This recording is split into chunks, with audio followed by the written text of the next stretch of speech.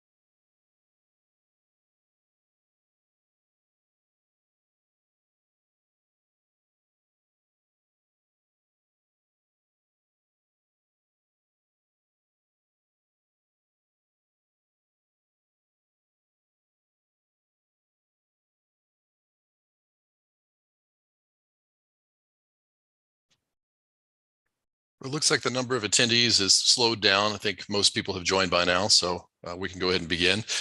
Good morning, and thank you for joining us today to hear about the 5-year update to the CFWI Regional Water Supply Plan. My name is Chris Esterson. I'm a geologist and lead scientist in the Water Supply Bureau at the South Florida Water Management District, and I will be the moderator for today's webinar.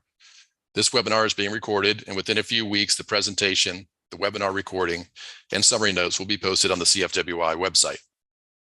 At this time, I'd like to go over a few housekeeping items. I would like to remind our participants to remain on mute throughout the presentation, except for the question and answer periods. We will have 4 question and answer periods at key points during the workshop, so please hold your questions until those points. We currently have over 95 people attending today's webinar. As we have a lot of participants, we request that all comments be limited to 3 minutes. There will be a 3-minute timer used to help moderate this request. I'll give additional information on how to raise your hand to ask a question at the upcoming Q&A opportunities. Please note that we are not using the chat feature in today's meeting.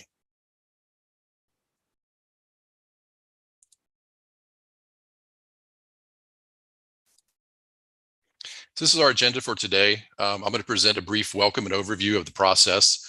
That'll be followed by Joe Quinn with Southwest Florida Water Management District to give a summary of the 2020 Regional Water Supply Plan process. That will be followed by Tammy Bader of St. Johns River Water Management District, and she will review the 2025 process, the current process, the objectives and demand projections. That'll be followed by our guest speaker from Duke Energy, Tommy O'Neill, and finally by Stacy Pesno of South Florida Water Management District, who will cover the next steps in the process, including public participation in future meetings. And I'll update you on the question and answer sessions as we proceed. Again, my name is Chris Esterson with the South Florida Water Management District. And I'd like to begin with a few slides as a quick refresher of the purpose of regional water supply planning and what the Central Florida Water Initiative is. Regional water supply planning is required by Florida Statute 373-709 for those regions where existing sources of water are not adequate to meet existing and future reasonable beneficial uses and to sustain water resources and natural systems. It is important to note that regional water supply planning is different from the consumptive use and water use permitting process. In the water supply planning process, utility-specific water demand projections are used by the districts. For planning purposes only, it should not be viewed as regulatory constraints for specific consumptive use permits or water use permits. Decisions regarding consumptive use permits or water use permits are made with additional information that is more site-specific and which may consider opportunities for water resource development, management strategies, and mitigation of impacts. Section 373-709 requires identification of sufficient water supply sources for future projects to meet existing and future reasonable beneficial use in a 1 to 10 drought year condition through 2045 while sustaining water resources and related natural systems.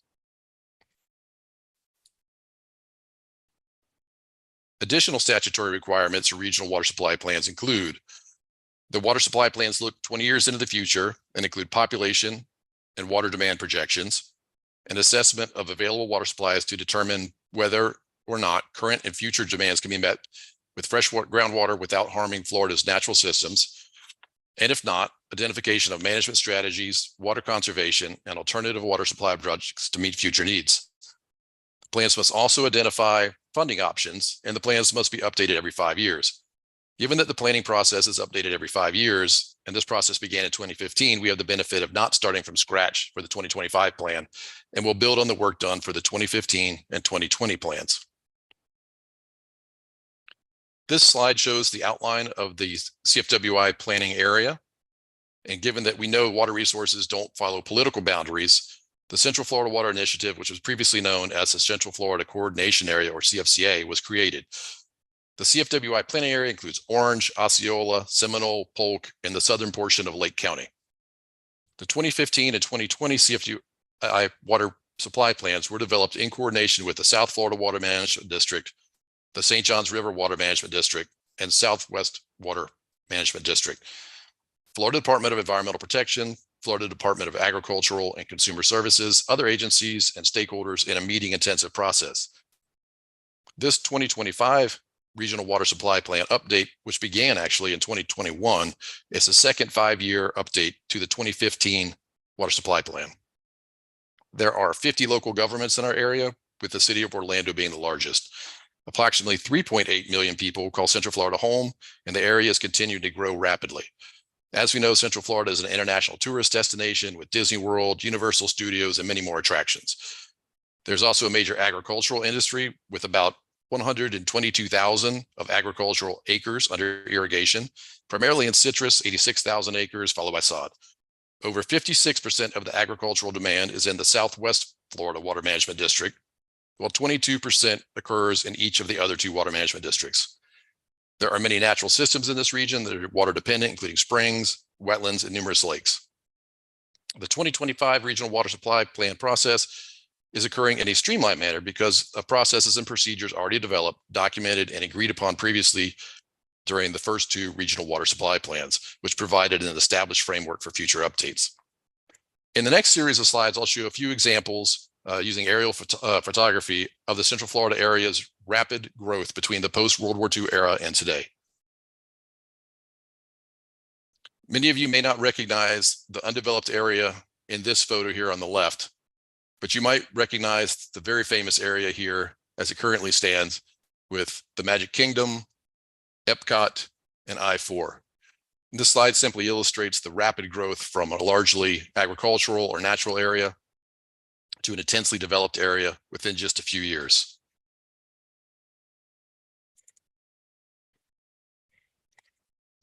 This area is Lakeland, and you can see in the early photo, this is downtown historic Lakeland. You can see there's no I-4 in this photo, versus we flash over to as a more modern photo, we see I-4 and other expressways. The area has grown north using those transportation corridors. The I-4 corridor is very important, and it's lots of residential growth, which you can see here. Commercial growth, this is the mall here. And then lots of industrial growth, given that Lakeland is located halfway between Orlando and Tampa. It's a huge logistical center now. These are warehouses and distribution centers. This slide shows the Lake Mary and Sanford area. In the north, we can see historic downtown Sanford. Sanford was it was incorporated in 1877 with a population of only 100 people. In contrast, this area, which is completely undeveloped, is where current Lake Mary is. And that was incorporated in 1973. Sanford was known as the celery city due to extensive celery production. You can see many of the celery fields here close to downtown. Those areas have now been developed as residential developments, Celery Key, Celery Lakes, kind of nod to the area's agricultural heritage. You can see here in this blank area, this is again 1940, so pre-World War II. This is the location of what was the Sanford Naval Air Station, and has now become the Sanford Orlando International Airport. You can also see the 417 here and the growing transportation network that's here now compared to back in 1940. This slide shows the Orlando area, specifically the Taft area and the area around the current international airport. Downtown, if you look, is in this area, which in 1947 is so small it's hard to even discern on the slide. This is the Pine Castle Army Airfield, which later became the McCoy Air Force Base. It was only turned over for civilian control in the 1970s. And then you can look how it's grown into a major international airport today. I should note that the Pine Castle Army Airfield was noted for its remote location, suitable for bombing and other testing facilities back in World War II, and certainly is no longer remote. As you can see, it's completely surrounded by development. So these are the kind of rapid expansions that we've seen in the region. Post-World War II, Seminole County actually, post-World War II, had two decades where the population doubled. It doubled in the 1950s and then doubled again in the 1970s. So it's an area of rapid growth. So that was the kind of the story of the 40s and 50s until present. Here's a few facts of Central Florida today in our area. So it's ranked one of the fastest growing regions in the United States. It continues to grow. More than half of the residents moving to Florida in the last 2 years have settled on the I-4 corridor. That's really been a concentration for development and growth. Orlando has some of the top tourist attractions in the U.S. Again, that grew rather rapidly. Keep in mind that we had Cypress Gardens in 1936, and then the next was the Magic Kingdom in 1971, Universal Studios in 1990. So it's a slow start, but rapidly growing. And then agricultural products are still important in the CFWI area with a market value of over $850 million.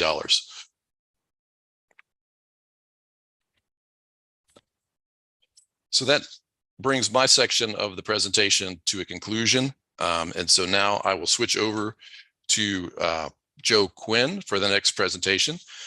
Joseph Quinn, AICP, is a certified professional planner with over 30 years of experience in environmental and land use planning. He currently holds the position of Senior Project Manager in the Water Resources Bureau at the Southwest Florida Water Management District, managing long-range water resource planning and water supply development projects. Welcome, Joe. Good morning. Thank you, Chris. If you could advance the slide, please. I'm pleased to be here today to provide a brief recap of the 2020 CFWI Regional Water Supply Plan, or RWSP. For reference, all 2020 RWSP documents can be found on the CFWI website at cfwiwater.com under the Regional Water Supply Plan link found on the main web page highlighted here. Next. Using data from the University of Florida's Bureau of Economic and Business Research, the planning area's population for the 2020 plan was expected to have a 49% increase to 4.4 million people by 2040.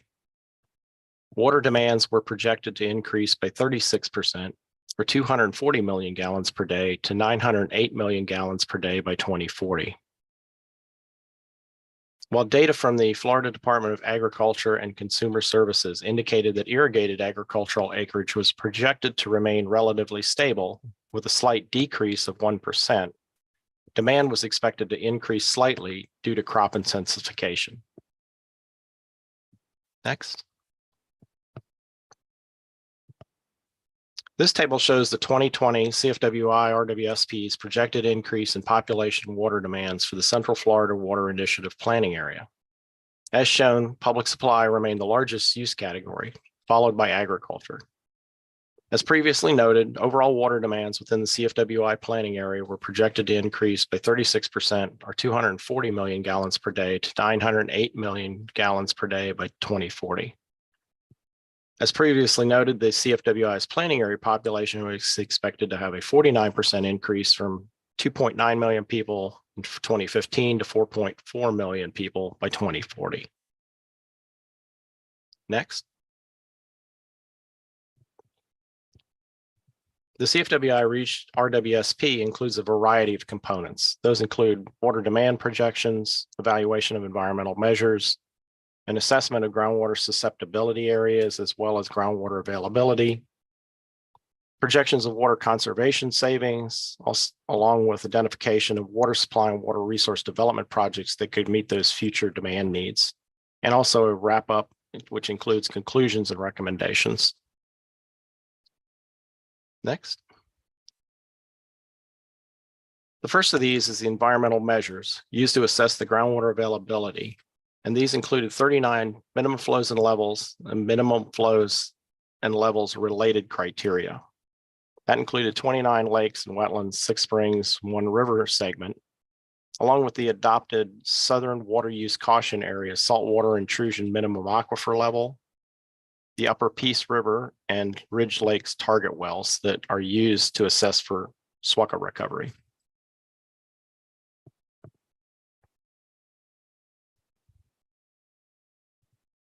Our analysis also focused on groundwater-dominated wetlands affected by groundwater pumping. Of the 1 million acres of wetlands in the CFWI planning area, approximately 189,000 acres of groundwater-dominated wetlands were assessed using the model results. Next. Also, as part of the assessment, we qualitatively looked at trends in how groundwater pumping affected the saltwater levels in the aquifer, specifically total dissolved solids.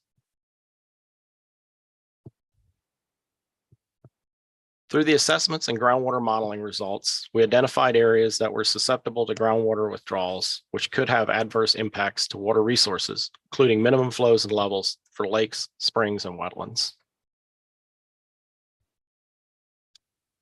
Next.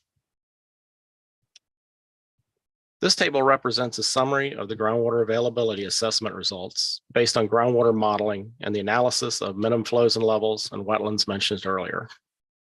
The left column of the table represents groundwater modeling runs by year and also indicates the approximate amount of groundwater in million gallons per day predicted to be withdrawn during that year.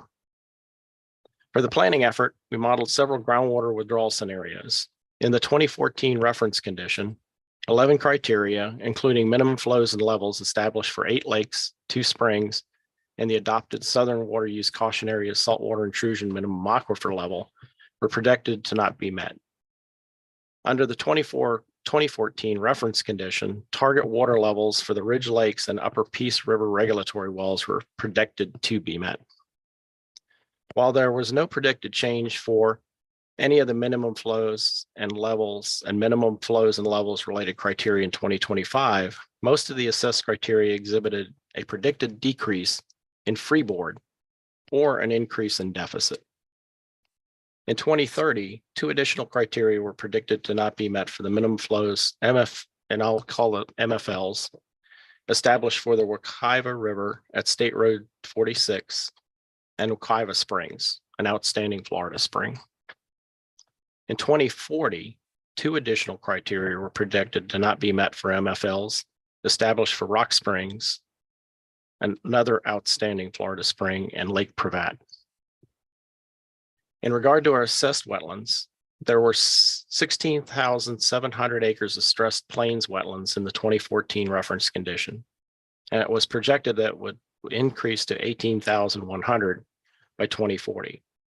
For the ridge wetlands, there were 18,700 stressed in 2014, and it was projected that would increase to up to 23,400 acres by 2040.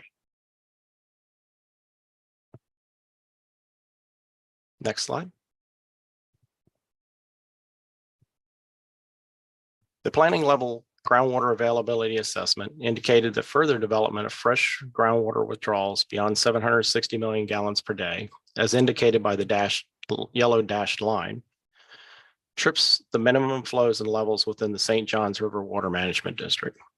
Above 760 million gallons per day, 2 outstanding Florida springs, as previously mentioned, Wekiva and Rock, will not be met for their MFLs. An additional wetland acreage is predicted to be stressed.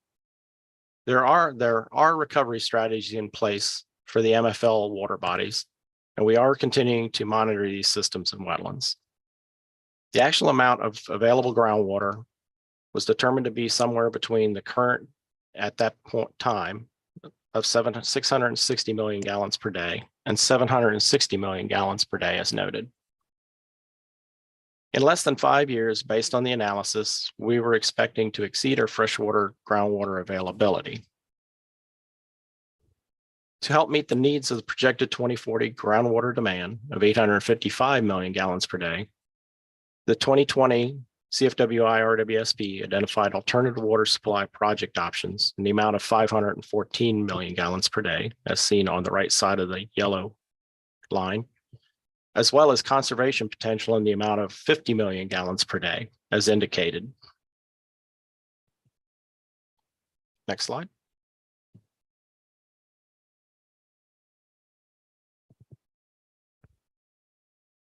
As noted previously, we projected around 50 million gallons per day of conservation potential that could help to meet future groundwater demands. Public supply was identified as achieving the most in conservation savings as shown on the table. This slide shows a breakdown of the 514 million gallons per day and identified project options to meet future water demands. Surface water sources made up the majority of the project options, followed by brackish, non-traditional sources. In order to meet the surface water quantities identified, water resource development projects would be needed to be implemented.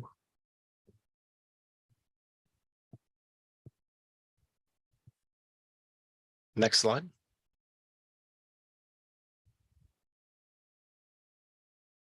The 2020 CFWI RWSP concluded that current and future water demands could be met through 2040, while sustaining water resources and related natural systems. The Regional Water Supply Plan outlined an integrated approach that includes increased water conservation, development of alternative water supplies, further hydrogeologic investigations, optimization of groundwater withdrawals, additional project evaluation and modeling, pursuit of funding for water resource and water supply development projects, and development of consistent rules and regulations. With this,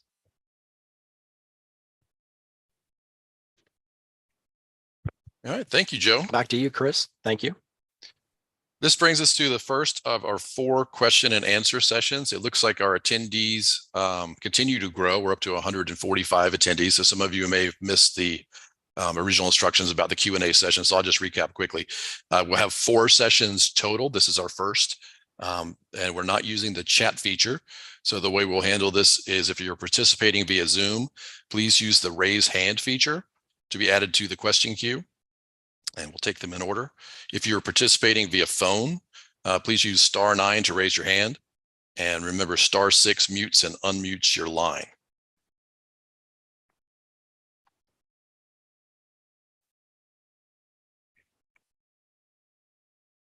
Looks like we have the first question with Angel Martin. Yes, sir. Thank you.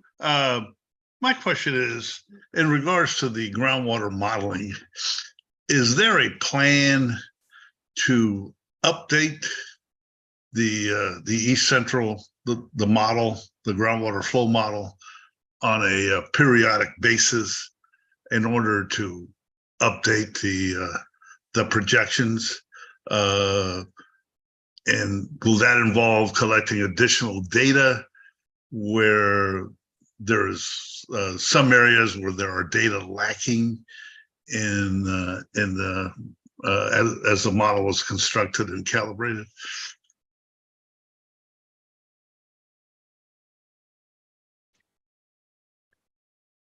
Hi, Angel. This is Joe Quinn. Yes, sir. Yes, I think that is our plan, is to periodically reassess the model as we move forward. Obviously, it's to get better data on that. I might ask Tammy Bader to weigh in on this in terms of like a timing for that. But we did go through that effort to relook at that for this go round, and that information on that reassessment is available on the CFWI website. Okay. The model is what I classify as a regional model.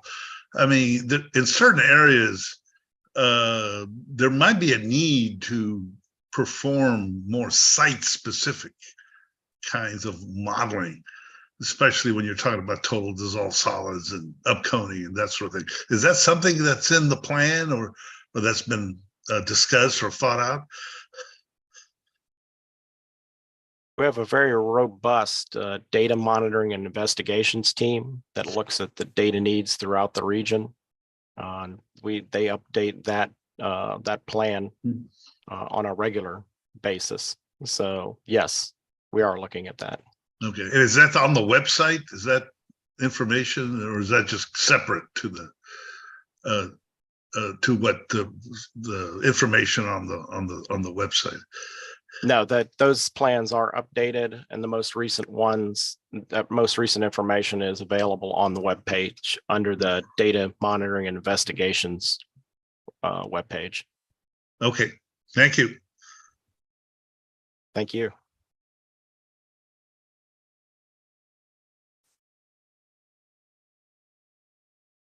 Are there any other questions? I'm not seeing any other hands raised.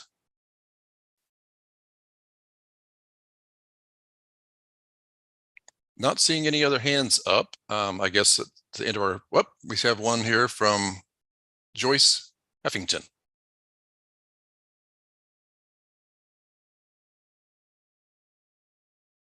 It looks like you might be on mute.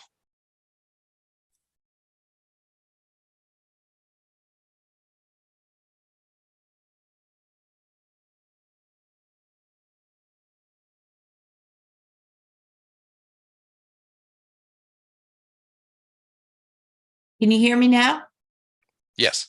Okay. I just was wondering if you would put this PowerPoint on a website and send us a link, or either email it to us or something. That would be great.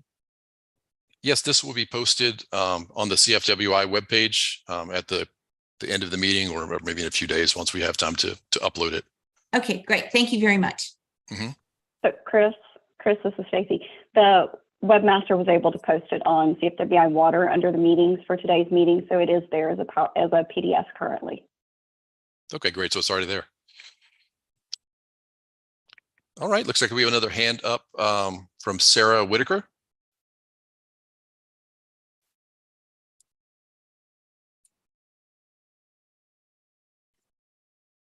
Everyone, it takes just a moment for us to unmute and connect everybody in, if you're wondering what the delay is.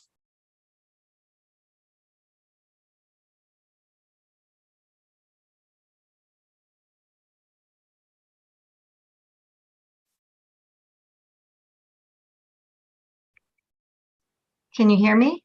Yes. Okay. Sarah Whitaker with SMW Geosciences. And I'm just want to make a few statements regarding calibration of the model in the South Lake County area. This is an area where we don't have a lot of information on the upper and lower, well, the lower Floridan. And we are currently drilling, 1, 2, 3, 4, like 6 lower Floridan wells there. I have data already on a few of them. And I do find conflicts with the picks for the lower Floridan in that area. And I think that's very important, so that when we do ground well designs for not going too deep, so that we would create upconing. And I would like to share that information with whomever is, looking at calibration in the South Lake area.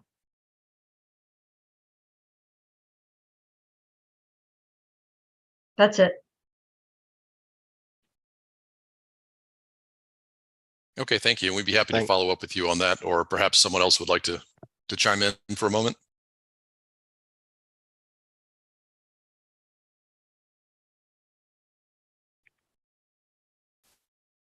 No? Okay, we'll definitely follow up with you on that. Thank you. It looks like we have no more hands up. I'll just leave it open for another minute here.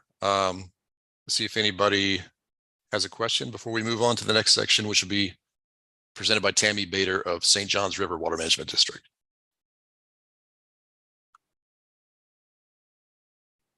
Okay, seeing no more hands, we will move on.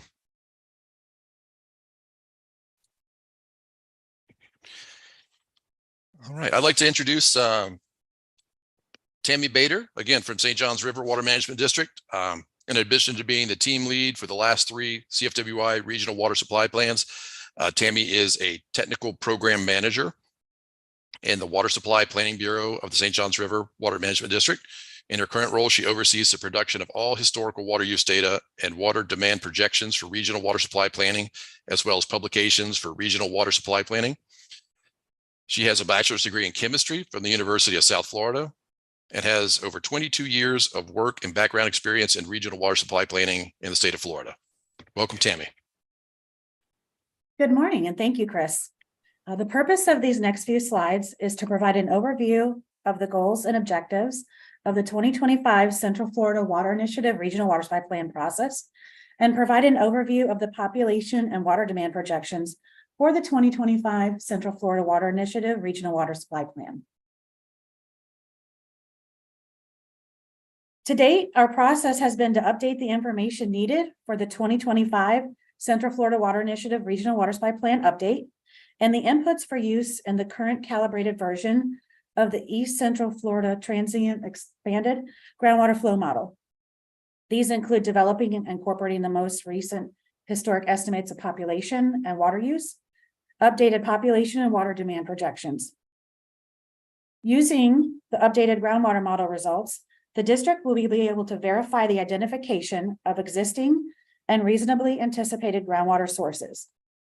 In addition, we will also update our strategies included in the 2020 Central Florida Water Initiative Regional Water Supply Plan, such as the water supply and water resource development options and water conservation potential to meet the future demands identified while protecting our natural resources and related natural systems. The goal is to complete the 2025 Central Florida Water Initiative Regional Water Supply Plan, which Stacy will provide an overview of our timelines later during this presentation. Next slide. In the development of the 2025 Central Florida Water Initiative Regional Water Supply Plan, the districts agreed to use the same methodology as was used in the 2020 plan for the development of our population and water demand projections. We contracted with the Bureau of Economic and Business Research, also known as BEBR, to develop small area parcel level population projections for the CFWI planning area. Work by the districts for the 2025 plan began in January of 2021. For the 2020 Regional Water Supply Plan, the planning horizon started with 2015 as the base year and projected through 2040. For this 2025 Regional Water Supply Plan, 2020 represents the base year and projections were developed through 2045. Both of our Central Florida Water Initiative Regional Water Supply Plans utilized the Florida Department of Agriculture and Consumer Services, Florida statewide agriculture irrigation demand acreage and water demand projections. This is commonly referred to as DACS FSED. This is consistent with our legislative requirements of Section 373.709 to consider projections for agriculture developed by DACS. Using data from BEBR, the planning area's population is expected to have a 40% increase to 4.7 million people by 2045. DACS indicates that both irrigated agriculture acreage and water demands are projected to decrease slightly. This change can be attributed to changes in irrigation trends and the residential growth development that we're seeing in this planning area. This table also shows the projected increase in water demand for our Central Florida Water Initiative planning area. Public supply remains the largest water use category, followed by agriculture.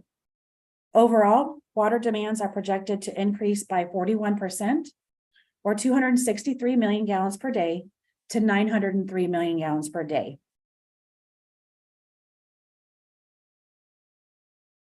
This table shows a comparison between the projections developed for the 2020 and 2025 Central Florida Water Initiative Regional Water Supply Plans. Public supply and agriculture still remain our two largest water use categories in our Central Florida Water Initiative planning area.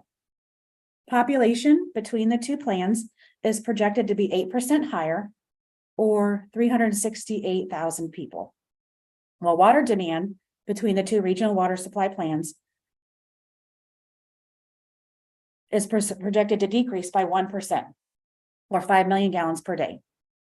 The good news story is that for 2040, we were projecting 908 million gallons per day, and now we are projecting 903 million gallons per day for 2045. This can be attributed to implementation of water conservation, increased beneficial use of reclaimed water, and implementation of alternative water supply projects. One thing that I would also like to note, while not shown in this table, is that for the 2020 Regional Water Supply Plan, we projected and modeled 855 million gallons per day of groundwater. And for this 2025 Regional Water Supply Plan, we are projecting and modeling 856 million gallons a day of groundwater. Next slide. This slide shows the beaver population projections used in the 2020 plan and the 2025 plan. The 2020 Regional Water Supply Plan population projections are in blue, and the 2025 Regional Water Supply Plan population projections are in black.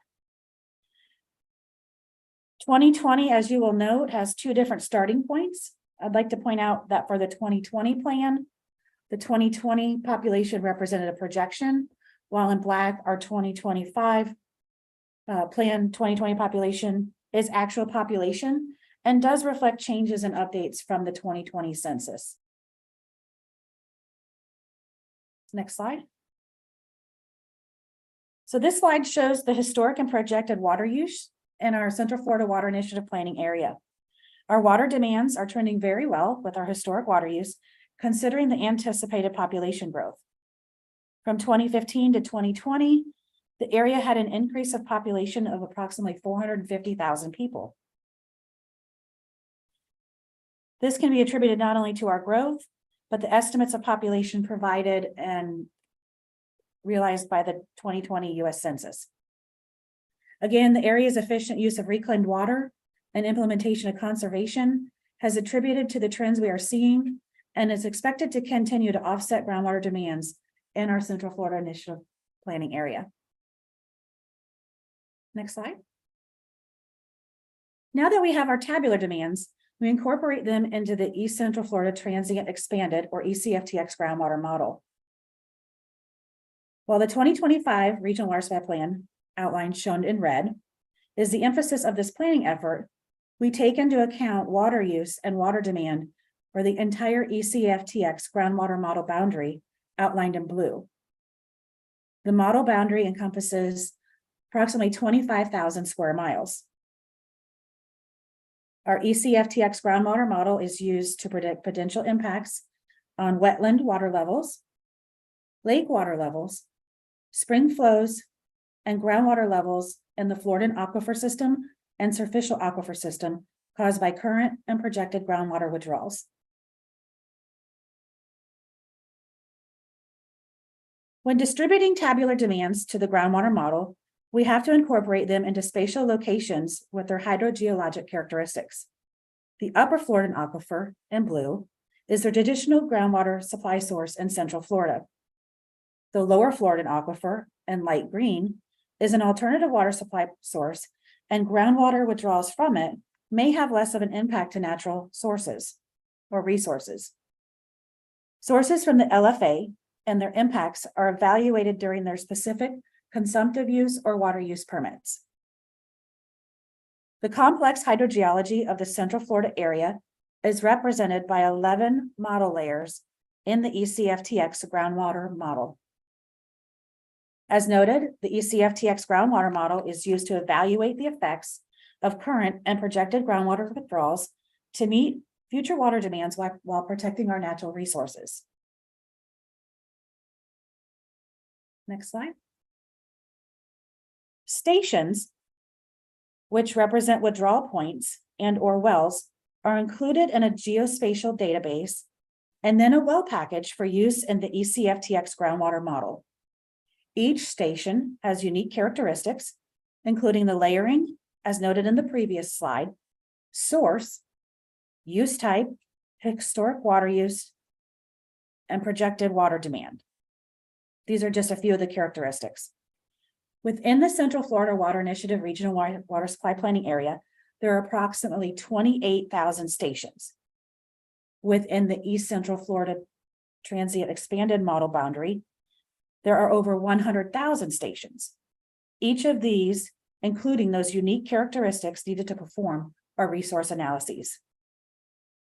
The completion and translation from a tabular to a spatial data set was an intensive effort and involved stakeholder interaction, collaboration, and review, beginning in mid-2021 with the review of utility service area boundaries and continuing until a few weeks ago with the review of the geospatial data sets and well packages to be used in the ECFTX groundwater model.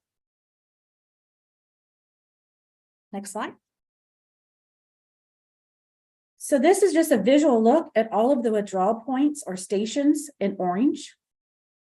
So every one of those little orange dots is the 100,000 stations that we talked about within the East Central Florida Transient Expanded Groundwater Model outlined in blue. So what's really significant with this slide is that each one of those orange points has all of their unique characteristics, historic water use, and projected groundwater demand associated with them. Next slide. So just as a recap, using data from Bieber, the 2025 Central Florida Water Initiative Regional Water Supply Plan population is projected to have a 40% increase to 4.7 million people by 2045. Using data from the Florida Department of Agriculture and Consumer Services, Florida statewide agricultural irrigation demand, irrigated agriculture acreage and water demand is projected to decrease slightly. Total water demand in the planning area is projected to increase by 41% to 903 million gallons per day. This concludes the process, objectives, and demand projections portion of our presentation. Thank you very much. And at this time, I'll turn the presentation back over to Chris to mediate any comments or questions. Thank you, Tammy. This brings us to our second of the 4 question and answer sessions. This time we'll take questions or comments on Tammy's presentation. Again, when you're called upon, please state your full name and affiliation prior to providing your comments or question. Using the same procedure we had before, please raise your hand if you're in Zoom. If you're on the phone, use *9 to raise your hand.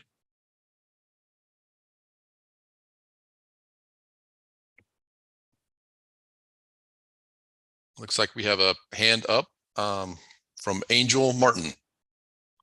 Yes, sir. Angel Martin. I'm just representing the public.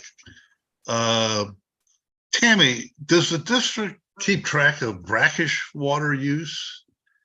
And are there any projections for the increase or decrease of brackish water use in the CWFI area?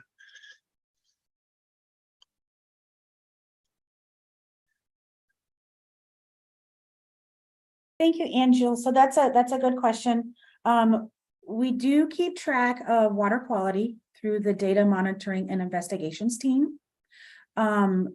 We also do, depending on the characteristics of the stations or withdrawals, identify whether those withdrawals are in the upper or lower Florida aquifer.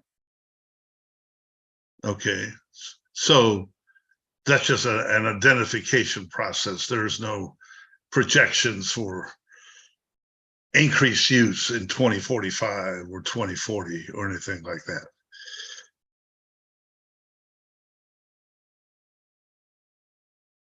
Sure, good follow-up question. So if we have stations that are identified either in the upper or lower Florida aquifer, as long as they are current, active, or proposed stations into the future, we do distribute projected groundwater demand to them. Oh, okay. If we want to, or if you need any additional information on the actual methodology, we can provide that via Appendix A. Okay. The other question I had, this goes back to modeling. You might not be the right person to answer this, but right, the districts are presently finalizing the coastal springs model, and that overlaps the East Central Florida transient model. Is there any plan to kind of look at both models and see, where one model can possibly results from, like the coastal model can be used for input or verification of the East Central model, because there's a lot of overlapping models in this part of the world, and is there any kind of plan to look at that and see where one model may be superior to the other in doing some projections?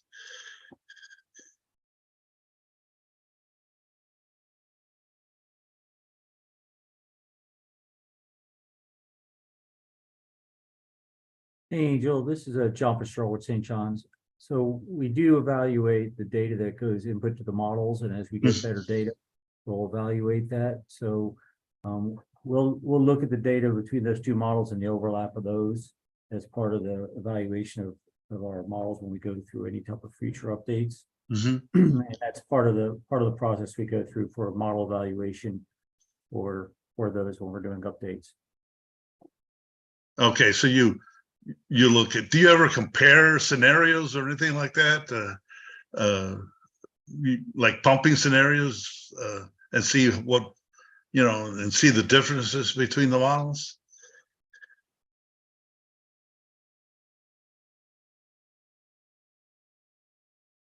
So the models that we're using would be the ones that are for those planning regions. And so like we're doing the evaluation for those plans. So the comparison between the models, we're not doing that specifically for in a planning scenario. We're not using the ECFTX for the Central Springs area and vice versa. So. Okay, thank you. All right. Great, thank you, Angel. Do we have any other questions for Tammy's section? I see no other hands up at the moment.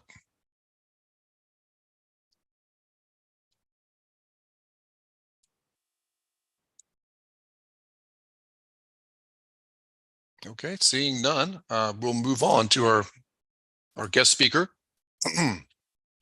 Tommy O'Neill from Duke Energy. Tommy grew up in Tampa and is a fourth-generation Floridian. He attended the University of South Florida, where he got his undergrad degrees in geology and chemistry and a master's degree in environmental engineering. He's worked in consulting and for the Florida Department of Environmental Protection before joining Duke in 2006. He's been with Duke Energy for 17 years, all at the Hines Generating Station as the site environmental specialist and site land manager. Welcome, Tommy. Thank you very much, and good morning, everybody. My presentation today is talk about the Duke Energy Hines Energy Complex water balance. Hines Energy Complex is a kind of unique site. Matter of fact, it's the only one that I can find in the nation that we do this alternative water project called water cropping, which I'll explain a little bit more later. My presentation is kind of in three segments. First one is just talk a little bit about Duke Energy and our footprint in Florida. The bulk of my presentation is about the Hines Energy Complex alternative water project and how we do alternative projects to limit our water usage for the aquifer. And then the last is talk about one we're proud of. We just started as a floating solar project, which adds additional generation capacity to our station. We hope to expand it. Please, next slide, please. So this is the Duke Energy service territory. Most people don't realize is that the Duke Energy service territory stretches all the way from St. Petersburg on the west coast to the east coast, from Lake Placid down south, and it wraps around all the way to Mexico Beach, all the way in the Panhandle. And we have the largest service territory. Before Duke Energy, like I said, it was Progress Energy, and even before that, it was the Florida Power Corp. And like I said, we're the largest service territory, and like I said, actually the Hines station in particular, I'm going to talk about. We can generate enough power here from Hines that will put 40% of the power for this service territory. Next slide, please. So this slide has gotten busier and busier over the years. I want you to pay attention first to the orange dots. Those are the electrical generation stations that Hines has.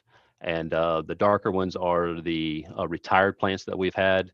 And the new upcoming are the yellow pins, I shouldn't call them dots, actually pins, are the solar stations that we're adding into our mix and fleet. And the one I'm going to talk about today is right where that dot is the Hines Generating Station, right where that dot is there, right above the word Florida, right just east of Tampa and kind of in between Tampa and Orlando, just south of Bartow. Back in the day, again, I mentioned, it was Duke Energy now, and before that was Progress Energy, and before that it was the Florida Power Corp, which should not be confused with Florida Power and Light, two totally separate companies. But the Florida Power Corp back in the late 1980s, early 1990s, realized that all of their generating stations were along the west coast of Florida, Weeden Island, Anclote, Crystal River. They had another one up at Swanee. And it's conceivable that a hurricane could come along, swipe the west coast of Florida, and knock out all their stations. So that was the idea of the Hines. They realized that they needed to build a plant inland, away from the coast, that could be large enough to generate generate electricity that can help support the load. And as everybody's noticed, all power plants are associated with some body of water, whether it be a river, most on creeks, but on a bay, the Gulf, the Atlantic Ocean, etc. It's because of the cooling capacity they need for the power plant. And Hines, they had an idea. They come out here to Hines, to the former phosphate pits of Central Polk County. Go to the next slide, please. And the idea was to come out here to the former phosphate pits. Plenty of land out here. Unfortunately, there's no big enough stream, creek, river, or bay. So the idea was, what if we built our own cooling pond, okay, which is actually right here in the central part of this diagram. And the Hines Cooling Pond is our own man-made radiator, if you will, or even a swimming pool, as I like to say it some days. But the idea is all these former phosphate pits out here, all these little puzzle pieces you see are former phosphate pits, plenty of land, as I mentioned. So Florida Power Corp bought all the land. They've actually bought 8,200 acres. And the right there, the bottom right below the cooling pond there's a little white section. That is actually the Hines station. It's about 200 acres there. And then the rest of the property, the other 8,000, is what I'm going to explain about how we do this alternative water project. So the idea is that at Hines, they said that what we need to do is build it. Obviously, you got to have a power plant associated with bottled water for cooling capacity. So Hines had to build a 1,200 acre, which is that's at the cooling pond there. It's roughly about 20 feet deep, which is 7.7 billion gallon water cooling capacity for the plant. Hines actually has 4 power blocks, which are essentially 2-on-1 combined cycle natural gas engines. And we can generate up to 2,000 megawatts. The original site concept for Hines was actually 3,000 megawatts, but we've only built 2,000, 4 power blocks, but our limiting factor is water. So as I mentioned, Florida Power Corp wanted to build out here, so that it was originally going to be designed as an intermediate power station, which means we could help pick up a little bit of the power demand. But to fracking and natural gas prices falling in the late 1990s and early 2000s, Hines became a base-loaded generating station. As I mentioned, we generate 40% of that service territory map that I showed you previously. And in 2012, we actually generated, we're the second most generating station in the nation with 40 million megawatt hours. It came right out of here, out of Hines. So, so again, the way we do as follows: alternative water project. And I originally looked back in the original applications, the histories of Hines, the application when they submitted to the state. Hines was projected to need from the Florida aquifer a 17 million gallon day consumptive use permit. So obviously, Florida aquifer is very near and dear to everybody, and they said, well, what are some of the alternative projects we can do? And I'm going to show you another slide here. We actually have a footprint boundary that we capture all of our water on site. And one of my jobs, which actually is my favorite job to do, is that when we capture all the water, all the rainwater on site, and we use it and we pump it from lake to lake, or eventually make up water to that Hines cooling pond. Now, the Hines cooling pond, due to the evaporative losses that go out of it, we lose an average of 13 million gallons of water a day. And my main job is to hopefully keep 13 million gallons and 1 gallons a day going to that cooling pond. Okay, that's an average. The peak being August, September, that evaporative goes up to 20 to 25 million gallons a day, being in August, September when it's the hottest. But again, it's for the cooling capacity for the plant. Again, the Hines cooling pond is nothing more than a glorified radiator. The only thing we do with the water besides take it in cooler is we discharge it out hotter. And again, all these puzzle pieces here, which all these little pieces that you see in blue are my water crop areas. Again, just like you have a rain barrel maybe at your house, We capture water in all these parcels, and I have pumps strategically located in different locations that brings all that water, and eventually it's pumped pipeline all the way to the Hines Cooling Pond. The green parcels that you see there are actually conservation buffer easements. When the Florida Power Corp designed this station, they entered into an alternative water project that we'd actually buy some property and actually be for recharge for the Upper Peace River watershed. And that's what these green parcels are right here, which I didn't mention it, but if you notice, there's the names associated ones like P3 and Triangle Lakes, N15. Those are the old mining designations, by the way, just to kind of give you some coordinates. A couple of the parcels that you see there are the red one you see, which is right in the middle of the map, is a wetland treatment, a little side stream wetland treatment project where we do a side stream to treat some impurities in the Hines Cooling Pond. And then the purple is the SA9 brine pond, which is we have an RO reject, and we send that to that brine pond there to capture all that water on site as well. And as I like to joke, as I mentioned down at the very bottom of this picture right here, where there's the little white section, that is the 200 acres where the Hines station is. That is actually Duke Energy's. And as I like to joke, the other 8,000 acres is what I get to do. That's what Tommy O'Neill owns, that's where I get to go and play some days. Next slide, please. Now, even at the Hines station, this is a close-up of the Hines station. We actually capture all the water inside that 200 acres and strategically use it as makeup water to the zero discharge Hines Cooling Pond. Now, in the lower left-hand corner there, you see some yellow writing there. It says SA12 Stormwater Collection Basin. That is our glorified stormwater pond for the station. And we actually have 3 ditches in the Hines plant. There's the north ditch, which is right up there at the top. Brings water up from the north side of the plant, it wraps around and brings all the water to the SA12 stormwater basin. There's a central ditch, which runs right through the middle of the plant, captures, again, all the stormwater, all of our drains, everything. Now, I want to remind you, this is non-contact stormwater. It has nothing to do with internal engines or anything of that nature. This is all non-contact stormwater, again, rainwater. Capture all that, brings that water there to the SA12 basin. And then the southern ditch is actually designed to be wrapped around the plant. It's actually deeper to bring the water and facilitate it to wrap around the plant there, all the way to that red dot and red arrow. And there I have one of my water crop pumps, which I pump all that water from the SA12 stormwater basin into the Hines Cooling Pond. And like, as I mentioned, we do a little funny little thing here called water cropping. And sometimes the running joke in the company is I'm the only water farmer that they have. Is again, we capture all this water, collect it all, and then I crop it off the land and I send it to the Hines Cooling Pond. Next slide, please.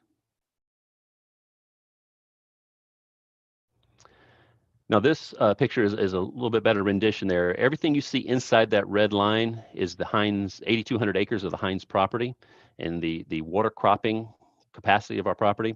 The way I like to think of it is you've heard of carbon footprint. This is actually our water footprint. And just like I said, a rain barrel brings all the water off of the roof of your house. This brings all the water off of the different parcels from the old mining pits. And I collect it and I send it all to the Hines Cooling Pond. Starting with the blue arrows, brings it from the far west side of our property, far west side of our property, from P3, Lake Phosphoria, goes through ditches and collection points, all the way to a system called Triangle Lakes. We're real creative with our names. And brings it there to that first green dot. And there I have a strategic water crop pump, and it's pumped directly all the way down that green line, all the way to the Hines Cooling Pond. A couple of other little green dots there you see brings it from the N15, right there where the red dot is.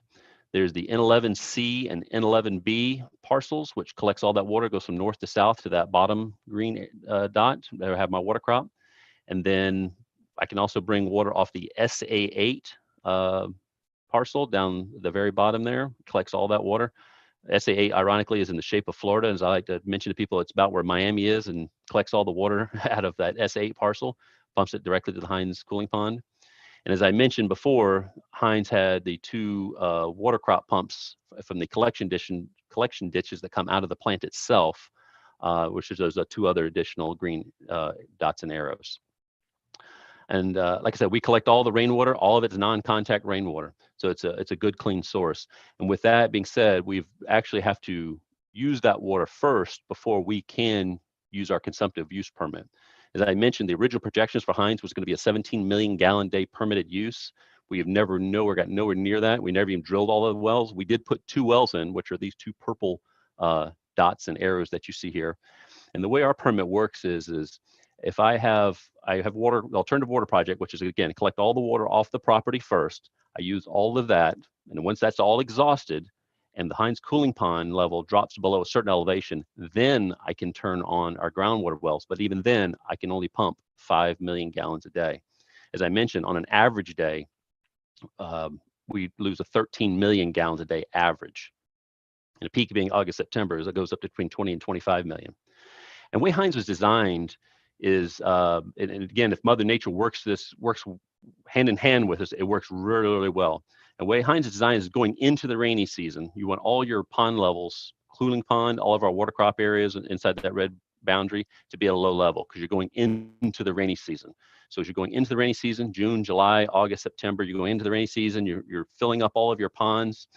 Maybe a tropical depression comes through, fills up all of our ponds. We collect all that rainwater. And so by the time you're coming out of the rainy season, right around October 1st, maybe the end of hurricane season, November 1st, you want all of your ponds, cooling pond, water crop areas, everything to be topped off. And then from there, going back into the dry season, as we use up all that water cropping, we'll start use up or rely on all of our water cropping to maximize all that water potential. So that way, going back into the dry season, say the end of May, all of your pond levels, cooling pond, water crop areas would be at a low level. So again, you're prepared for the next season. If Mother Nature was that cyclical, it would be awesome. Just like you've seen this year, here at Hines in particular, we did not get the summer rains.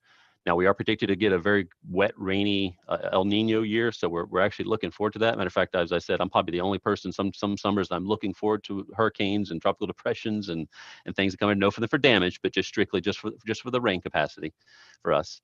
And then also, like I said, collecting all the water for our water usage for support generation. As a matter of fact, many years ago when the Florida Progress Energy got bought out by Duke Energy, we actually bought an environmental vice president one time, and he was given a presentation, and I was telling him about how Hines was designed and the water cropping and everything. And he says, "You mean to tell me we're put 2,000 megawatts is being supported by, it's being rain driven?" I said, "Yes, sir, it is. That's exactly how Hines was designed as an alternative water project." And then we did have a time period where we had 6 years of back-to-back drought in this part of the county. And so we needed to actually expand our water footprint because, again, we're trying not to use our groundwater wells. And we actually realized one of our closest neighbors, which is Mosaic, you may have heard of them, they're one of the last mining companies out here in Central Florida. They actually are our neighbors to our north and to the west of us. And they actually have an old phosphate plant that they strictly discharge water out of. And we realized that they had extra water, which they actually clean up their water and then discharge it to the Alafaya River Basin and its surface water quality. And they had extra water, and we needed extra water. So this is a kind of a success story where we had two corporations enter into essentially a handshake agreement. They're not obligated to give it to us, and we're not obligated to take it, but it's literally a phone call that I call their environmental specialist and say, "Hey, do you have extra water?" He says, "Absolutely." And we turn on a pump over there on their property, and we pump, which is that orange line in the upper left-hand corner, where we have a pump station, pumps that orange line all the way down that to the area called P3, and then it goes back through the exact same water cropping, water capacity area through our water footprint. And they essentially supply us water. There's been at times we've used them a couple of years in a row, back in 2017, 2018 timeframe, that we were able to again share water. They had extra and we had needed extra, and it's been a win-win for both corporations. Next slide, please. As I mentioned, we also have additional property that when the Florida Power Corporation entered into, they wanted to do upper recharge, which are these parcels, which are N11B and C, N11A, and N13, N9B, another area down at the bottom down there called Tiger Bay. And these are all just strictly upper recharge areas. So I cannot water crop off of them. I can't do anything with them. As I say, the only thing they're really good for some years is growing the endangered Florida mosquito. And like I said, we've captured all that water, and like I said, all that water, I can't even do anything with it. It just discharges off and goes back to the east all the way to the Peace River. And then with a yellow and red star that I'm going to show up here in just a few more slides, this is our current location. We just built it, and it's actually being finalized and commissioned as our Hines Floating Solar Project. Next slide, please. This is the side stream wetland treatment that I talked about. This is SA8, where we actually take and I have an intake pump there on the yellow line where I pump water into the wetlands. It meanders from north to south all the way to the bottom, and any salts or any impurities that we may pick up into that wetland strips it out, and then we pump it right back in there. So we actually sometimes we get calcium carbonate and orthophosphate, again calcium carbonate from the Florida aquifer we have pumped in years, and then orthophosphate from the old phosphate mining days. So we've picked up those things, but we've actually used plants to help strip them out, where we don't use any other treatment process, just simply a pump running it through wetlands, and it creates habitat, but at the same time strips out any impurities. Next slide, please. This is just some other numbers here. Even the Hines, sometimes they go, well, you have 8,200 acres. Why don't you do this? Why don't you do that? Don't you have all this land that you can water crop off of? And the reality is only roughly a little bit less than half of our property is actually water cropping. The 8,200 acres, the buffer areas I talked about, those are the conservation buffers of 2,000 acres we had. The brine pond is strictly just an RO reject that we have that we just send brine from our process there. We actually some do reclamation from the old mining designations. You know, we've entered some of the projects where we have to take some parcels out of service and not use them temporarily. So like there was N15. Matter of fact, that one just came out of reclamation for the state of Florida, that we restored it back to its native habitat. Again, strip all the exotics off of there, replant natives, and then return it back into water cropping areas. So that one, like I said, we did lose temporarily, but that was brought back. And then the Hines Cooling Pond itself is 1,200 acres. Next slide, please. But only 46% of that, as I mentioned, is actually usable water crop areas. Hines was originally established back in 1997, as I mentioned. We had a 17 million gallon day permit usage, which again, our permit limit was reduced down to 5 million, but the actual history of the site, because we're not always pumping groundwater. Like, as I mentioned, we got to use alternative water first, or the water cropping first. And then when that is exhausted, and that's usually sometimes maybe only a month a year that sometimes we do that, but again, cooling pond level has to be low. We've only used about 1.35 million gallons a day throughout the history of the plant. And I've actually reported, we've had some severe droughts. I mentioned that 6 years of back-to-back drought, and we got so serious at one time, I was reporting 0.1 of an inch of rain. And sometimes I said, 0.1 inches of rain last night. And we, in our own station management, said, what's 0.1 inches? And I said, on the Hines Cooling Pond, that's 3 million gallons.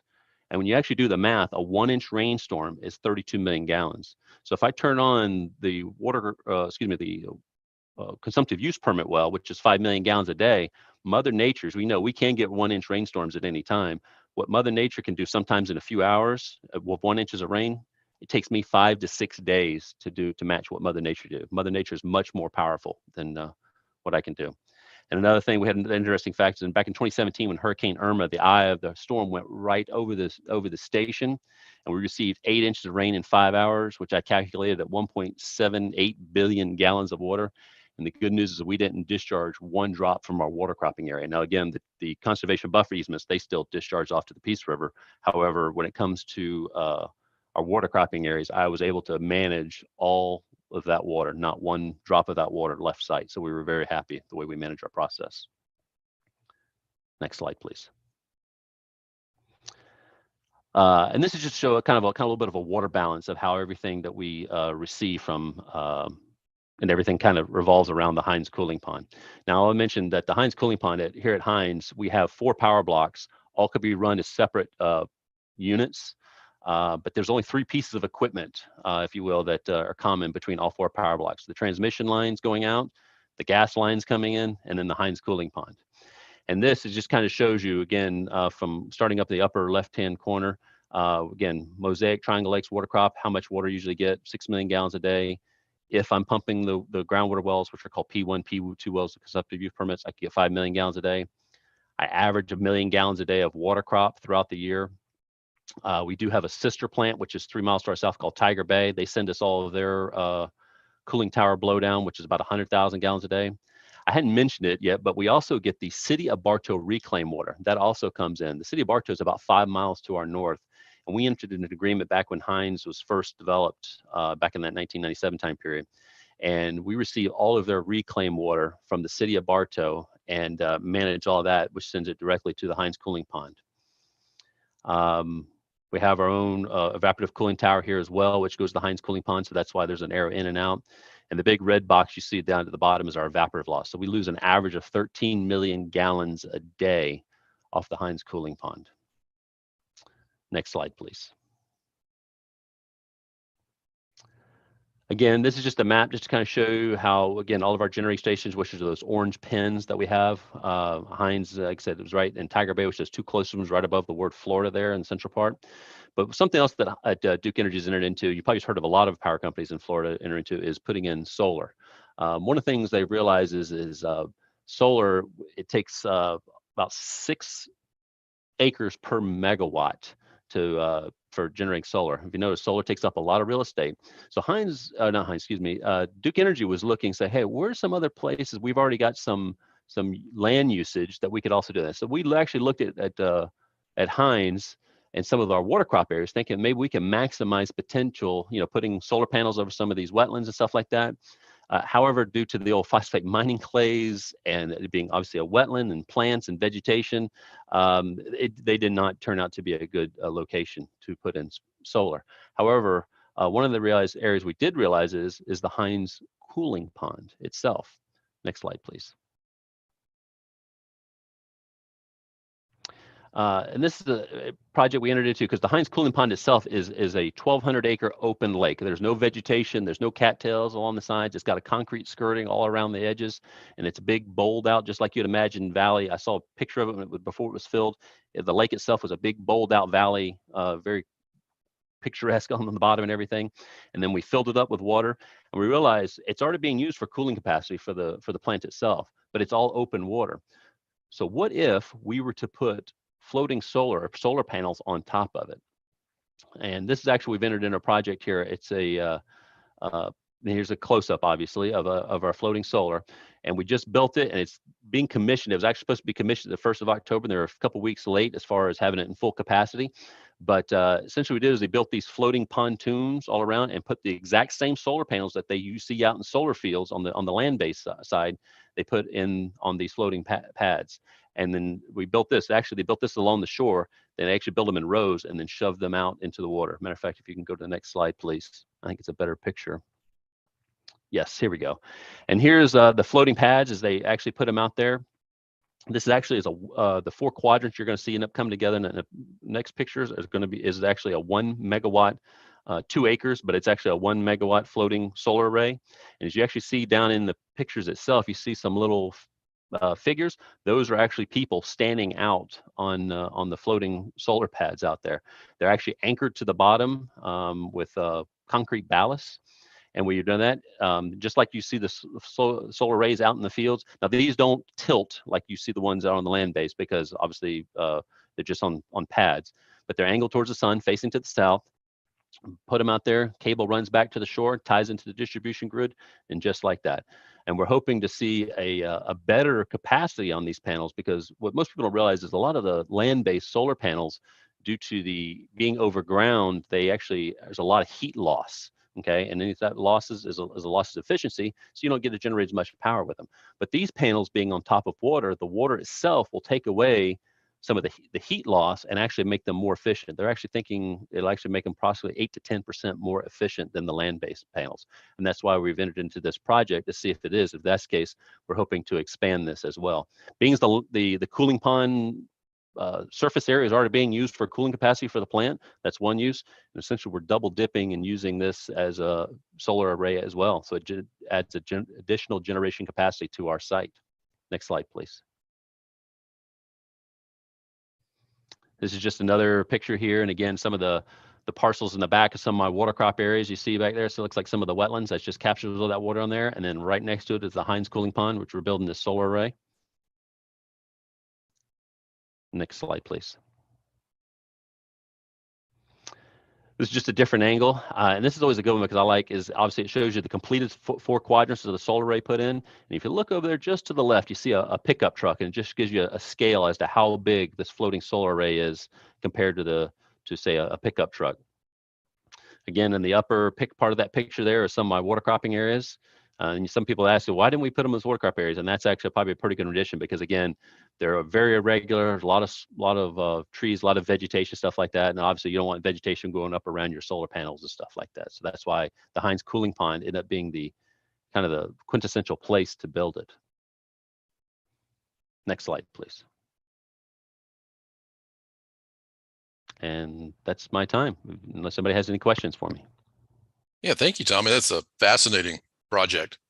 This brings us to the third out of the 4 question and answer sessions. So this time we'll open the floor for any questions or comments on Tommy's presentation. Again, please use the raise your hand feature. And it looks like our first question is again from Angel Martin. Let me reiterate, a really interesting presentation and a lot of good engineering has gone into this, seems. I have a couple, 2 or 3 questions. Is the cooling pond lined, or is there any connection of the pond with the superficial aquifer or the upper Florida aquifer? Is that something that you investigated? We have. It is not lined. It has a concrete skirting that goes all around the outside, essentially the shore slope of the outside it is. Now, as I mentioned, it's a former phosphate pit. And a lot of the superficial aquifer was essentially mined away. Most of this property, by the way, was mined out in the 1950s. So the superficial kind of aquifer is all gone. But the clays that are still here and the clays they left, essentially they say, acts as a very low impermeable. Sometimes it acts as a liner, as a matter of fact. So we do have a string of monitor wells. We do monitor the Heinz Cooling Pond. It literally goes around the perimeter of the pond itself. So we do monitor from that standpoint. And it is somewhat interconnected, but it's a very low permeability due to the nature of the mine clays. Okay, so there's very little connection there. Correct. Do you have a similar evaporation losses in your collection ponds as you do in the main pond? Is that something you looked at to see how much water you're losing out of the collection ponds, the water cropping areas? Yeah, I mean, just to give you some numbers there, the Heinz Cooling Pond itself, because it's 1,200 acres, we've naturally, without running any units, it loses 3 million gallons a day off that 1,200 acres. So all the other parcels, N15 is 850 acres. Obviously, if you scale it up, it has that same evaporative loss. Again, just natural. But every time because we have 4 power blocks here, and they don't always run every day and things of nature. But every time you crank up a power block, it increases the evaporative loss by 3 million gallons per power block. So 4 power blocks times 3 is 12 million plus 3 naturally. That's about 15. But again, when weather's real nice, we're not running units, so that's why that average is down to 13 million gallons per day. But but yeah, that's why again, that's why there's increases, because from the plant itself. Okay. Do you have any water quality issues when you go from the rainfall and then you start pumping groundwater and then you start using reclaimed water? You have different water qualities there. Do you see any difference in the cooling capacities, or do you have problems with scaling or anything because of the different water quality? Not so, we do see a little bit from the scaling. Remember, most of the water we use is rain. And again, as I mentioned before, the 2 biggest parameters we see is calcium carbonate from the Florida aquifer, no surprise, and the other being orthophosphate, being a former phosphate pit. However, that side stream wetland project that we've started actually cycles that water through there, and the plants themselves, that again, there's just natural native plants that we have and wetland plants that we have out there, it strips out that calcium carbonate and the orthophosphate. The mosaic water and the reclaimed water that you get from the city, and those are part of your permit. So when you get water from mosaic, is that a part of the permit conditions? It is part of the permit conditions, but the way they're both entered is because, again, mosaic is also rain driven that comes off there. So it's not like they have a quantity they can guarantee us. And the same thing from the city of Bartow. It's not like they can, over the years, they've averaged 2.5 million gallons a day, but it's not like they can guarantee us. But yes, we do take them into that, use those water sources first. So between them and the water cropping area, we have to use those sources first before we can turn on our groundwater wells. Okay, thank you. Interesting engineering. Thank you. Thank you, Angel. Do we have any other questions for Tommy? I see no other hands raised at the moment.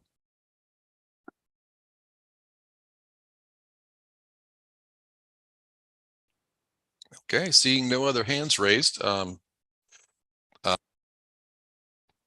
move on to our final presentation section presented by Stacy Paisno.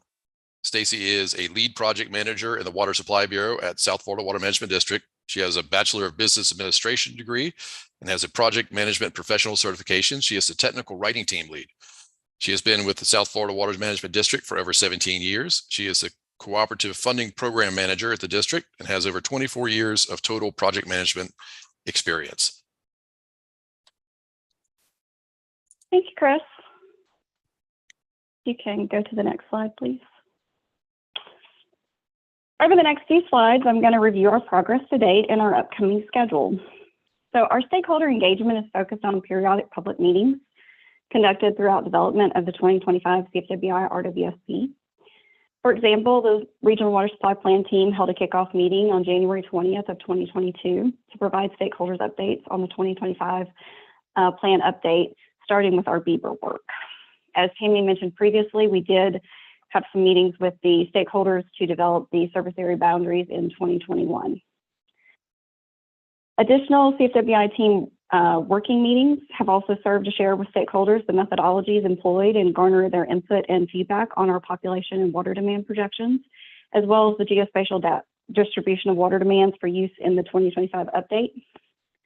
Meetings with public supply utilities and stakeholders have been held, and additional working meetings will be scheduled as appropriate to discuss additional information. Our stakeholder and public engagement remains critical to ensuring the 2025 CFWI RWSP adequately addresses the planning area's water supply challenges. There will be additional opportunities throughout this process, such as public meetings like the one we're having today, future governing board meetings, the draft document review, our technical methods workshop, any one-on-one meetings, and any individual team working meetings. On the CFWI Water website, you will find the phone numbers and email addresses for the district CFWI representatives. You may also reach out to any of the district presenters from today's meeting. Next slide.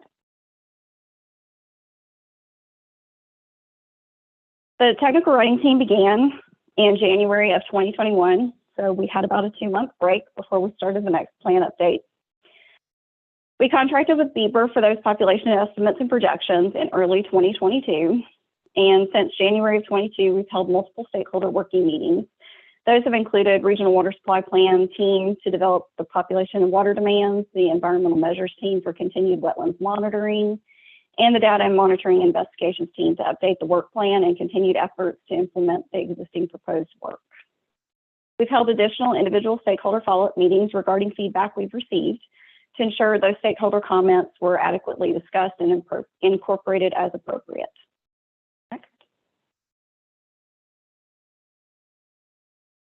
Our most recent deliverables from the previously discussed working meetings are posted on the CFWI resources section on CFWIwater.com. The examples are the ECFTX geodatabase as well as the Bieber projections, and those projections are available in both PDF and Excel format. Next. So as we discussed earlier, the CFWI Regional Water Supply Plan update is going to use the standard Regional Water Supply Plan outline and current calibrated version of the ECFTX groundwater flow model, with updated inputs such as the most recent historic estimates of population and water use, updated population and water demand projections. Next. Our preliminary schedule is slated to include a technical methods workshop in April of 2024. We'll host a steering committee meeting / public workshop in October of 2024, where we will present modeling results and our draft plan conclusions. The 3 water management districts will present overviews to their governing board in February and March of 2025 prior to posting the draft CFWI Regional Water Supply Plan for public comment. The draft plan is anticipated to be posted mid-March for public review and comment. We anticipate using the same type of web form from the 2020 plan on the CFWI water site for all comments to be provided from the central location. A steering committee / public workshop is going to be held in April of 2025 to discuss the draft plan and answer any questions you may have. The public comment period will be open for 60 calendar days after posting, so the anticipated comment period closing would be mid-May of 2025. A steering committee meeting and public workshop will be held in October of 2025 to provide an overview of the comments we've received and any subsequent changes that were made to the draft final 2025 plan. In November of 2025, the water management districts will present the draft final plan to their governing boards for approval. After all approvals have been received for the draft final, we will finalize the 2025 CFWI RWSP and post it to CFWIwater.com in December of 2025. And then we'll have about a 2-month break before we immediately begin the 2030 update. Next slide. So I will turn it back over to Chris for any questions that you have. Thank you, Stacy. We've arrived at our final Q&A session for this meeting. At this time, we'll take any questions regarding Stacy's presentation on next steps, as well as any other general questions or comments. Again, when you're called upon, please state your full name and affiliation prior to providing your comments or question, and please use the raise hand feature.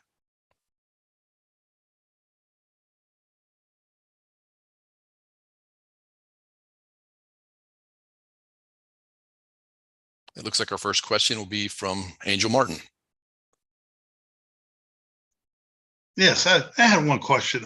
By the way, I'm a retired hydrologist with the USGS and Southwest Florida Water Management District. So just to give you a little more information. My only question was in October 2024, it said the steering committee public workshop, and it said with results. What is, maybe I missed it. What does the with results mean? Angela, thank you for your comment. What we're planning to do is once we have run all the model scenarios with all the updated information, that we will be presenting that information to the public and whatever draft conclusions for the updated 2025 plan. Okay, so all the groundwater flow model results. Okay. Yes, sir, and updated water conservation information as well. Okay, all the updated projections and Bieber and all that will be and that will be presented in draft form for comment. Yes, sir. Will there be any additional technical review of the model if there are changes in it? I don't want to overstep in what I say, so Pete, please correct me if I'm wrong, but we are using the same calibrated version that was part of the 2020 CFWI RWSP, and we're not planning to do any changes other than updating the water demand and projections. Okay, so even if you get new data, even if you get new transmissivity data, aquifer test data, that kind of stuff, that information will not be implemented in the model, so the model's not going to change. The only thing that will change will be the water use projections. Am I right there?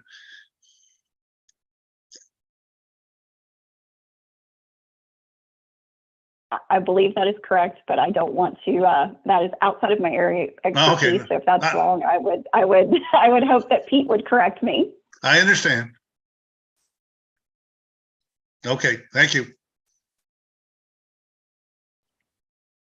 Yeah, thank you, Angel. We have looks like a few more questions coming in. The next one is from a call-in number, and the number ends in 0350. You have your hand up.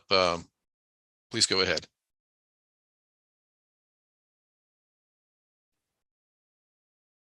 Hello, this is Gabrielle Milch. Can you hear me?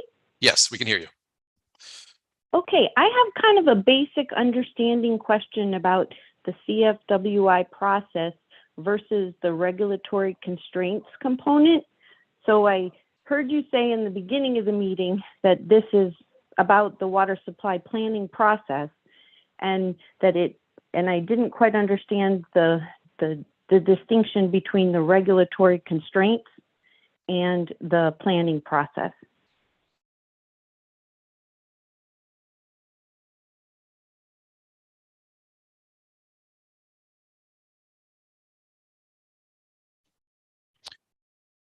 Yes, as you pointed out, that there are two separate processes. The planning process is separate from the water use planning permitting process and the consumptive use permitting process. It's not a regulatory exercise here. If there's anybody else who'd like to chime in further on that, please go ahead.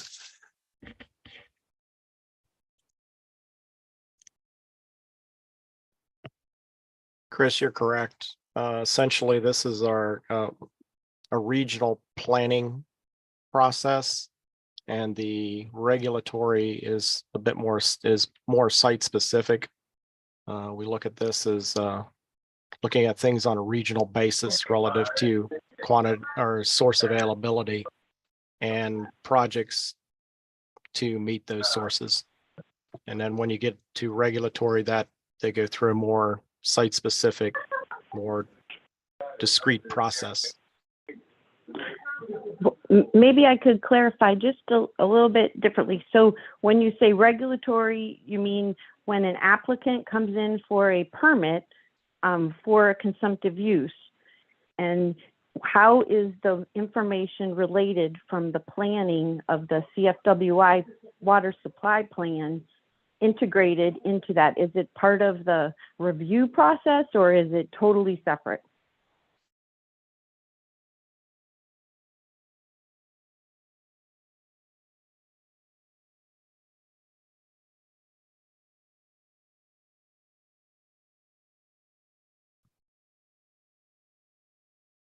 Regulation will be a separate process for that in terms of looking at the site specific parameters for that proposed use. It's possible they will be taking into consideration some aspects of the plan, but again, the plan is really a regional look at the resource. Okay, I'll try one more time a different way. So when an applicant comes in for a permit and the review of the permit goes with the information that they submit, and these numbers that you're presenting to us about future water supply shortages and such, is it connected to that, or is it separate? And do they have to offset that and mitigate it, and is that considered in the plan?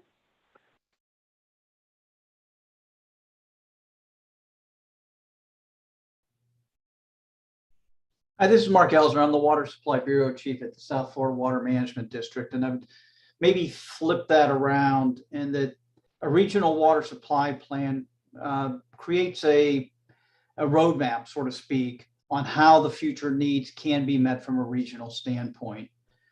So as discussed here, we update our population and demand projections. We use a computer model to simulate those demands and withdrawals on the natural systems, the aquifers, and then use that information to provide guidelines or a roadmap going forward. We are charged with identifying sufficient sources of water to meet those needs. And as part of a plan implementation, it includes drilling additional wells and understanding the underground geology and the parameters associated with that is mentioned several times. It includes development of water supply projects by individual water users, and that could be reclaimed water and tapping the lower Florida aquifer. It could be regional projects in the way of regional water management, reservoirs, things like that. And another component is guidelines or recommendations for additional rules regarding allocation of water.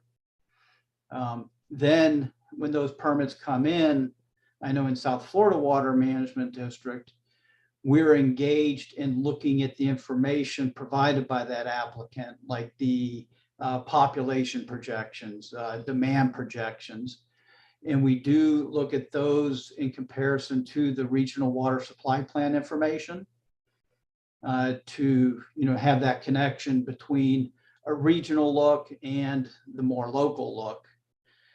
In addition to that, from a local government perspective, local governments are required to update their comprehensive plans after development of a regional water supply plan. And they have what they call water facilities work plan within their comprehensive plan that takes the information from the regional water supply plan and identifies the projects, the ones identified in the plan or other projects, and how they're going to meet their future demands. So that the water supply plan creates that roadmap and has a lot of different implementation avenues to go ahead and meet those future water needs. Thank you for all the work that you all do. It's very important. That's all. Thank you for the question. Appreciate that.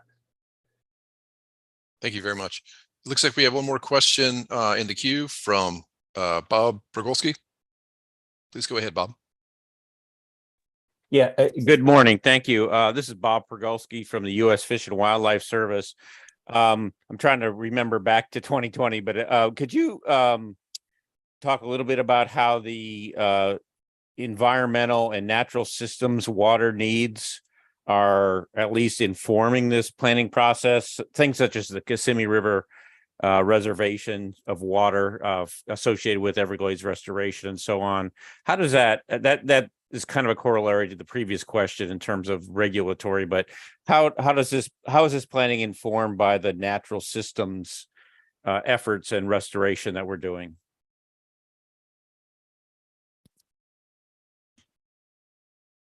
Sure, it's definitely a major component of the planning process. You mentioned the MFLs and reservations. There may be somebody on the call who could address that specifically as how that factors in.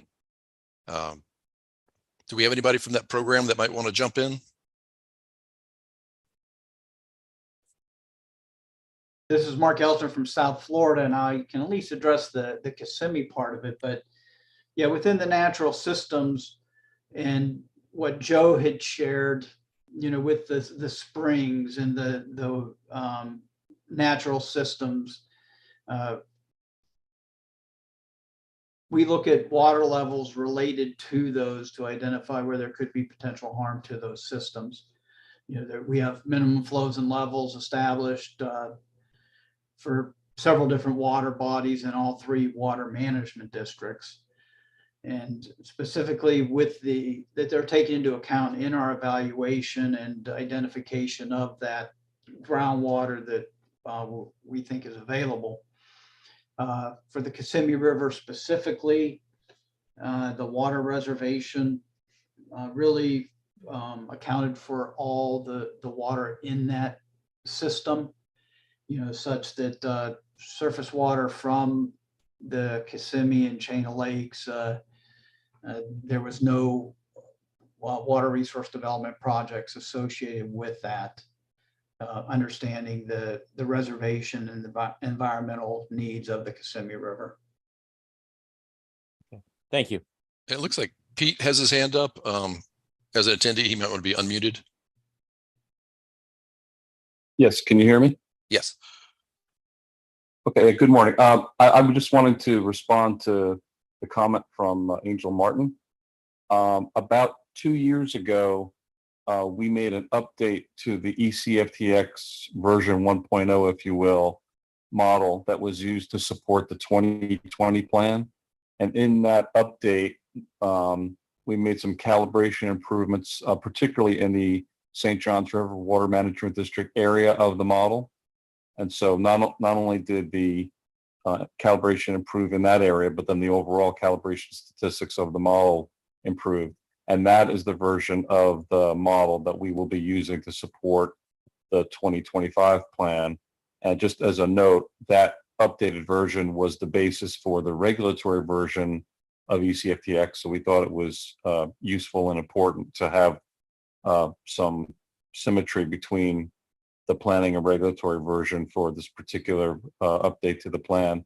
But certainly in the future, we're going to be taking a look at the data that is coming from the CFWI DMIT data monitoring investigations team, as well as wells that are being installed on behalf of utilities and others. And that would be the basis for an update to the model in the future, but not for the 2025 version of the plan. I hope that clarifies things. Over. Thanks, Pete. It looks like Angel might want to respond. He has his hand up.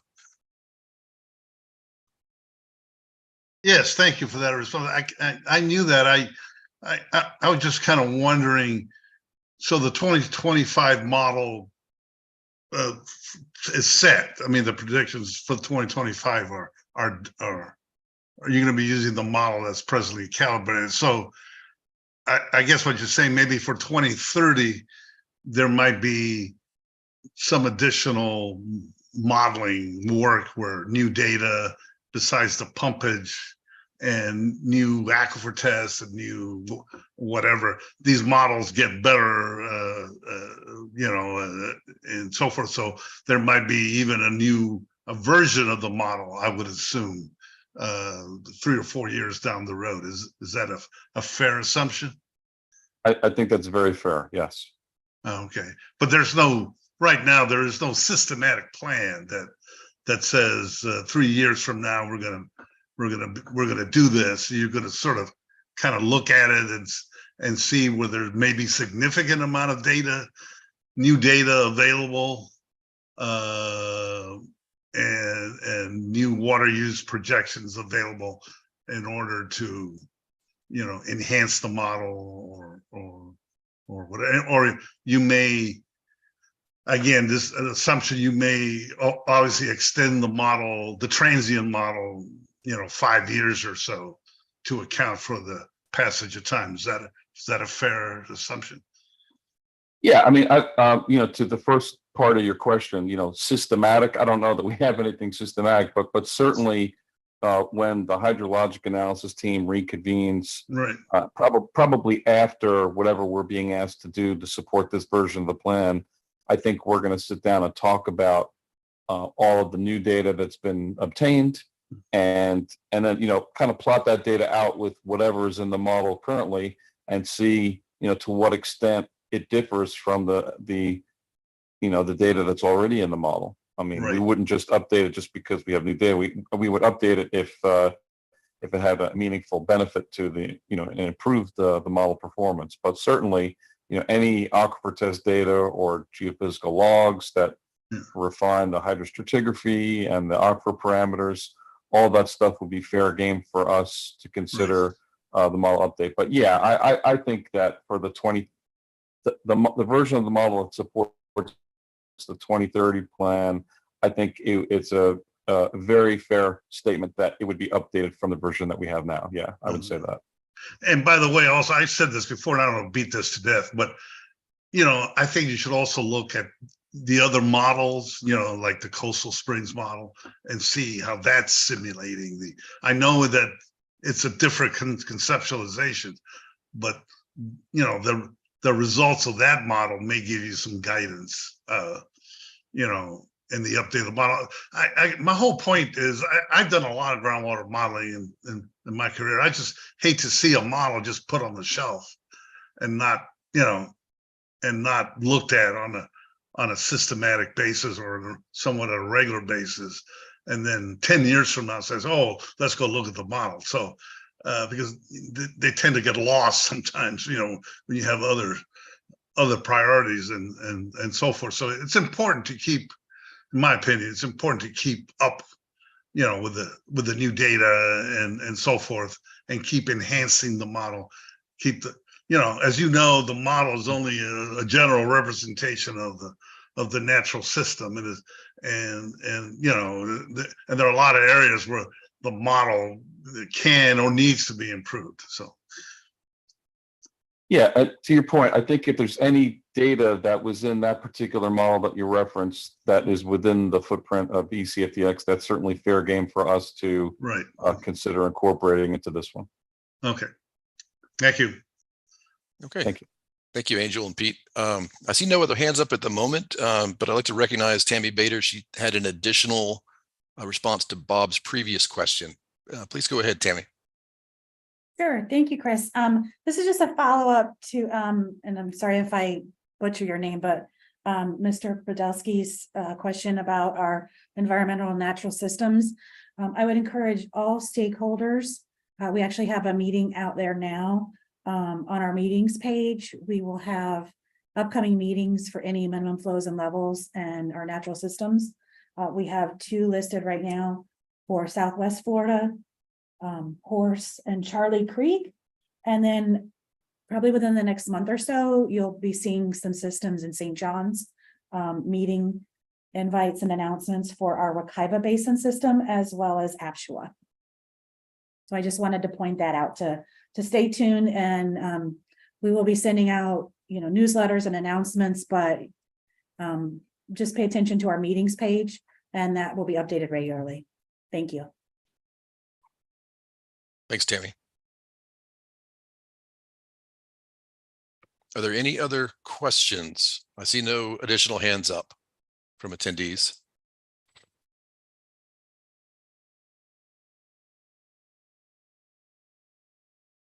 Okay, it looks like we have no more questions, so we'll move on to the closing remarks.